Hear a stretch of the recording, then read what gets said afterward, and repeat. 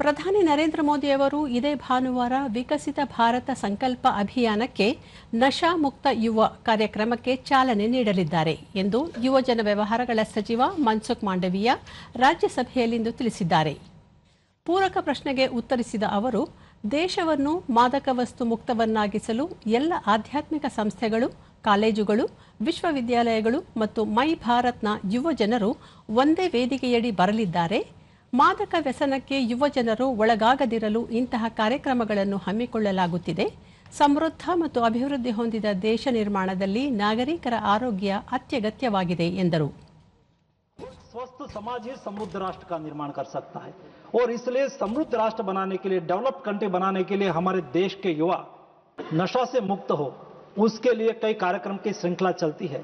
सरकार की ओर से राज्य सरकार और केंद्र सरकार अपने अपने हिसाब से रिहेबिलिटेशन सेंटर ये सब तो करते हैं, अवेयरनेस कैंपेन भी चलाते हैं, लेकिन हमने तय करा है 2 अगस्त को सारे देश में 100 वीक 2 साल के लिए एक बहुत बड़ा नशा मुक्त युवा फॉर विकसित भारत कैंपेन ऑनरेबल प्रधानमंत्री जी प्रारंभ करवा रहे हैं. एक ही साथ में देश के सभी स्पिरिचुअल ऑर्गेनाइजेशन एक मंच पर आ रहे हैं. ಕಾರ್ಮಿಕ ಮತ್ತು ಉದ್ಯೋಗ ಖಾತೆ ರಾಜ್ಯ ಸಚಿವೆ ಶೋಭಾ ಕರಂದ್ಲಾಜೆ ಪ್ರಶ್ನೆಯೊಂದಕ್ಕೆ ಉತ್ತರಿಸಿ, ಮಹಿಳಾ ಉದ್ಯೋಗಿಗಳ ಸುರಕ್ಷತೆಗೆ ಕಾರ್ಮಿಕ ಕಾನೂನಿನಲ್ಲಿ 4 ಸಂಹಿತೆಗಳನ್ನು ಜಾರಿಗೆ ತರಲಾಗಿದೆ. ತಾರತಮ್ಯ ದೂರ ಮಾಡುವುದು ಮತ್ತು ಮಹಿಳೆಯರಿಗೆ ಭದ್ರತೆ ಒದಗಿಸುವುದಕ್ಕೆ ಸಂಹಿತೆಗಳು ಅನುವು ಮಾಡಿಕೊಡಲಿವೆ. ದೇಶದಲ್ಲಿ ಮಹಿಳಾ ನಿರುದ್ಯೋಗ ಪ್ರಮಾಣ 3.6 ರಿಂದ 3.1ಕ್ಕೆ ಇಳಿದಿದೆ. ಒಟ್ಟಾರೆ ಉದ್ಯೋಗ ಪ್ರಮಾಣ 54 ರಿಂದ 57.4ಕ್ಕೆ ಏರಿಕೆಯಾಗಿದೆ.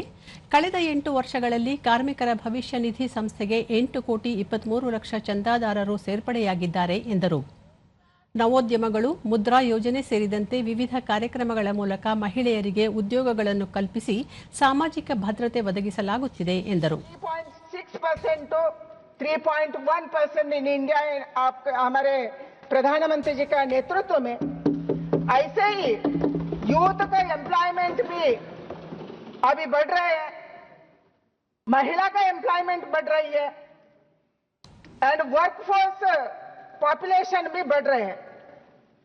एम्प्लॉयमेंट इंक्रीज फ्रॉम 54% इन 2022. इसका पहले का आंकड़ा नहीं है सर, हमारे देश में कोई आंकड़ा नहीं रखा है कितना एम्प्लॉयमेंट हमारे देश में हम दे रहे हैं.